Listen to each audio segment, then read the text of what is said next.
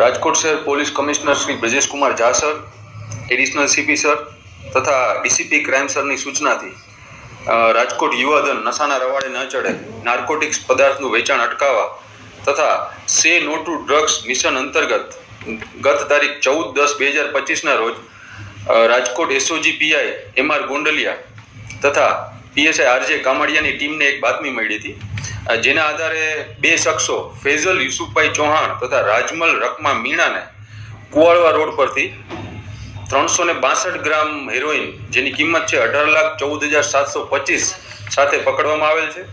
હાલ આ બંને શખ્સો વિરુદ્ધ બી ડિવિઝન પોલીસ સ્ટેશનમાં કેસ રજીસ્ટર કરી વધુ તપાસ તજવીજ ચાલુમાં છે.